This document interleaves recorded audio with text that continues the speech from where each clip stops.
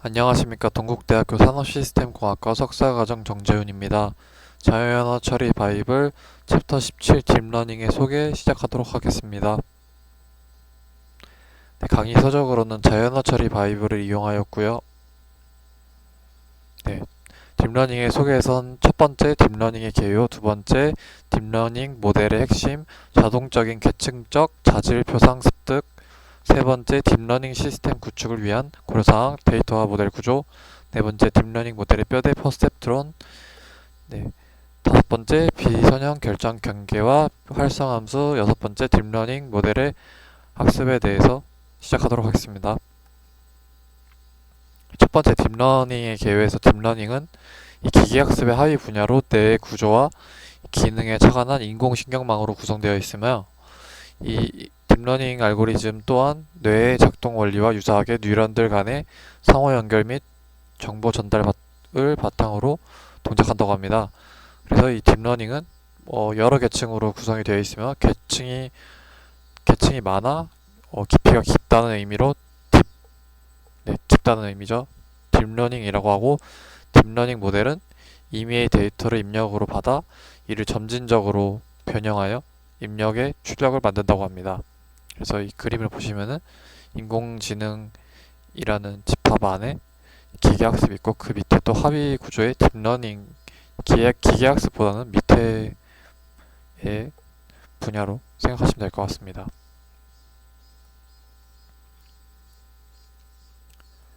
네, 딥러닝과 전통적인 기계학습의 개념적인 차이는 뭐냐면, 딥러닝 모델은, 네, 이 밑에가 딥러닝 모델이네요. 딥러닝 모델은 입력과 이 해당 입력에 대해 이상적 출력만 정의해주면 자동적으로 이 출력을 변형해서 이제 방법을 습득하는 모델이고, 이 기존의 기계학습 모델은, 기계학습 알고리즘은 특정 도메인의 전문가가, 이 사진을 보시면은 모델이 번역을 수행하는데 도움이 되도록 데이터를 가공하고 추가적인 지식, 구문 구조나 형태소, 네, 관용구 등을 주입해서 이 분류기에 넣고 그 다음에 아웃풋을 확인하는 알고리즘이네요.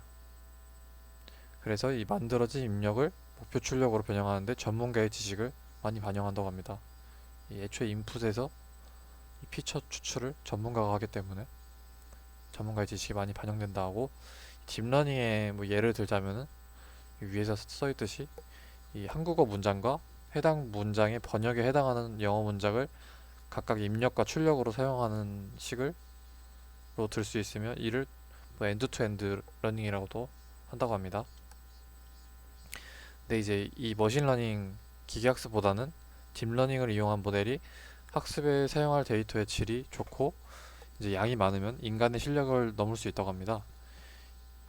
이 전문가의 지식이 필요한 기계학습 모델의 구축은 이 학습에 필요한 데이터가 비교적 적게 필요하다는 장점이 있지만, 이렇게 만들어진 모델은 전문가의 실력을 넘어서기 매우 어려우며 전문가의 오류를 동일하게 반복하는 또 그런 단점이 있다고 합니다.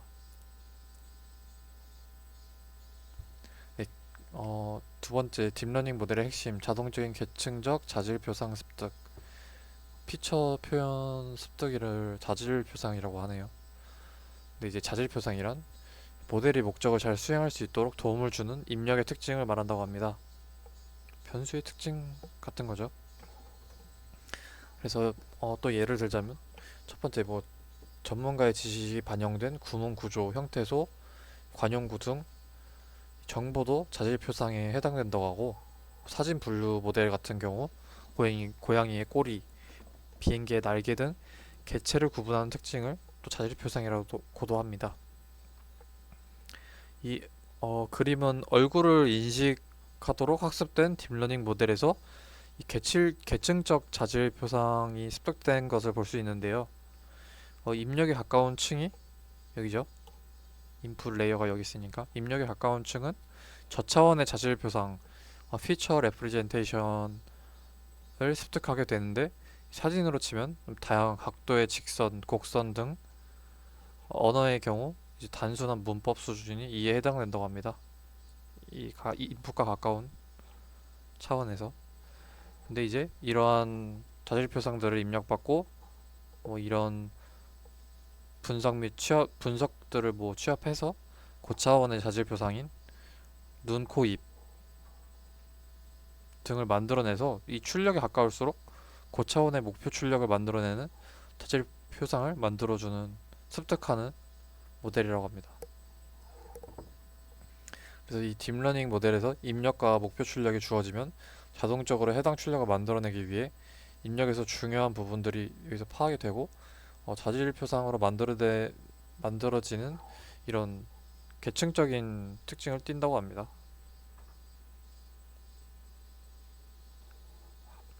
어, 딥러닝 이제 모델에서는 딥러닝이 보편화되면서 전문가의 지식의 필요성은 줄어들었지만 모델을 학습시키는 데 필요한 데이터의 양이 기하급수적으로 증가하였다고 하고 음, 뭐 기존 기계학습은 뭐 일정량의 데이터가 확보되면은 모델의 성능 향상으로 이어지기 어려운데 이 딥러닝 모델은 동일한 구조 알고리즘을 사용하더라도 학습에 사용한 데이터의 양과 질에 따라서 성능이 좋아진다고 합니다.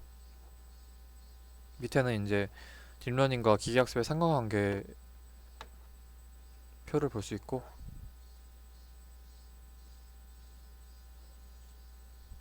이렇게 딥러닝 모델은 성능이 올라가고 양이 많아질수록 좋아지고 많아질수록 이렇게 성능이 좋아진다고 하고 기존의 기계학습은 데이터의 양이 많아져도 성능이 이렇게 균일하네요.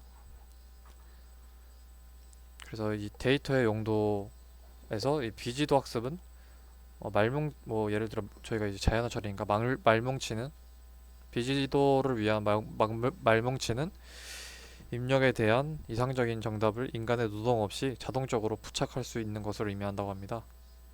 설명이 좀 어렵게 나와 있네요. 그러니까 정답 데이터가 없어도 학습을 해서 뭐 아웃풋을 만들어내는 입력과 비슷하게 그런 게 이제 비지도 학습이죠. 근데 이제 대표적으로 입력과 출력이 동일한 오토인코더 학습 방법이나 입력의 상대적 위치를 이동하는 언어 모델링인 랭귀지, 마스크드 랭귀지 모델링, 그리고 문장 순서 예측 등이 있다고 합니다. 근데 이제 일부 예외적인 경우를 제외하고는 이 비지도 학습은 실제 사용 가능한 수준의 성능을 낼 수 없다고 나와 있고 이 비지도 학습은 지도 학습을 보완하기 위해서 성능을 더욱 향상시키는 방법으로 사용된다고 합니다. 그래서 논문 같은 데 보면은 뭐, 반지도 학습, 비지도 학습이랑 지도 학습이 섞여 있는 것도 있고 그런 연구들이 많죠. 네, 데이터의 용도 이 지도 학습에서는 이 비지도 학습과 같이 자동적으로 정답을 생성해 낼 수 있는 게 아니라 자동적으로 정답을 생성할 수 없는 데이터를 이용한 학습을 지도 학습이라고 말한다고 합니다. 그래서 데이터를 만들기 위해서 인간의 노동력이 투입되고 시간과 금전적인 비용이 발생하고 그리고 이제 지도 학습을 위한 데이터는 대량으로 구축하기가 또 어렵다고 합니다. 공개된 것도 상당히 적다고 합니다. 그래서 이 딥러닝 시스템 구축에는 지도 학습 과정이 수반되어야 하므로 데이터 확보에 대해서 계획을 세우는 게 가장 중요하다고 합니다.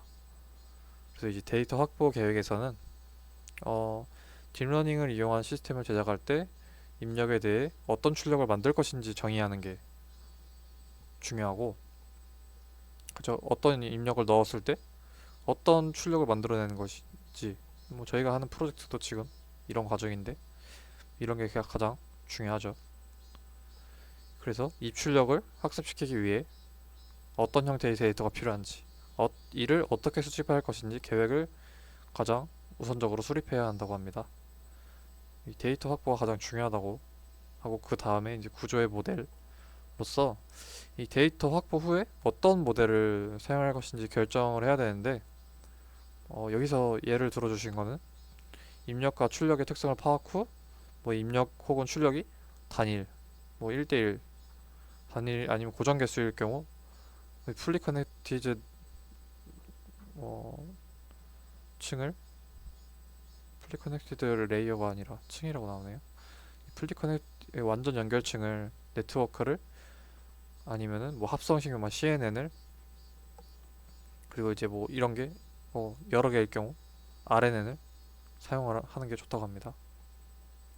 밑에 보시면은 뭐 1대1 뭐 다되다 이런 뭐 예시 그림으로 볼 수 있습니다.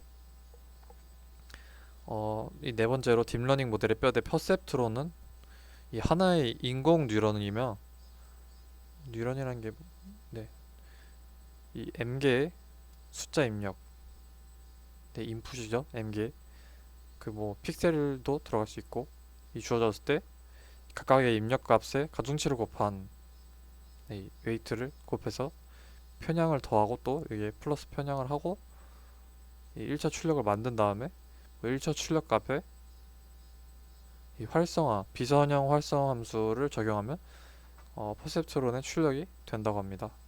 저희가 이 골비네커도 그렇고 뭐 지금까지 찍었던 동영상에도 이런 상세한 설명이 많이 나왔기 때문에 그거를 참고해 주시면 될 것 같습니다. 네, 이 활성화 함수에 이제 뭐 아웃풋이 나온 y 햇을 확인할 수 있네요. 이 그림을 또 이 식으로 전체적으로 보여주는 것 같습니다. 그래서 이 뭐 예시로도 나온 게 퍼셉트론의 결정 관계라는 게 있는데, OX 중 하나로 분류하는 퍼셉트론이 뭐 2차원 공간으로 시각화되어 있는 예시가 있었고, 뭐 이런 가로와 가로축과 세로축 두 개의 입력값을 OX 분류로 나타내고, 이 점선 L의 기준이 위에 있으면 O, 아래에 있으면 X로 분류되는 것을 확인할 수 있습니다. 그래서 이 경계선을 결정 경계라고 하는데, 디시전 바운더리라고 하고, 이 앞서 언급된 편향값은 결정 경계가 원점에서 벗어날 수 있도록 해준다고 합니다. 그래서 이 결정 경계가 직선이면 선형 분류라고 합니다. 이렇게 0이 됐을 때 임계치가 뭐 0을 결정 경계라고 하는 이렇게 식을 볼 수 있습니다. 근데 이제 저희가 이제 실세계에서는 데이터들이 이런 선형적인 분류가 거의 불가능하고, 뭐 이런 곡선을 이렇게 상세하게 섞여 있어서 곡선을 이용해서 비선형 분류가 요구되고, 이런 계층이 딥러닝 모델에서 계층이 추가되고 이러한 비선형 결정 경계를 만들어낼 수 있는 계층의 수가 증가하면 결정 경계의 구조도 복잡해진다고 합니다. 딥러닝 모델을 통해서 이런 비선형 결정 경계를 만들 수 있다고 하네요. 이런 비선형 분류를 하기 위해서 활성함수를 이용하는데, 이 비선형 활성함수에는 뭐 가장 대표적인 시그모이드, 뭐 탄H, 하이퍼볼릭 탄젠트랑 뭐 렐루 함수가 있죠. 근데 이 시그모이드는 0과 1 사이의 값으로, 그리고 탄H는 뭐 마이너스 1과 1 사이의 값으로 이렇게 S자 모양이네요. 이건 축소시키는 특성이 있으면 이 범위의 값이 필요한 계층에 사용되지만, 미분값이 이 미분을 하기 때문에 학습을 더디게 하는 특성이 있다고 하네요. 그래서 널리 사용하지 않는다고 하네요. 근데 이제 렐로 함수는 0보다 작거나 같은 입력은, 그러니까 0보다 작거나 같은 거는 0으로, 0보다 큰 거는 동일한 값으로 출력을 하는데, 통제력은 시그모이드나 탄H보다는 떨어지지만 미분값이 학습이 수월하게 진행할 수 있도록 도와준다고 하네요. 그래서 이게 가장 이 두 가지에 비해 더 많이 사용된다고 하네요.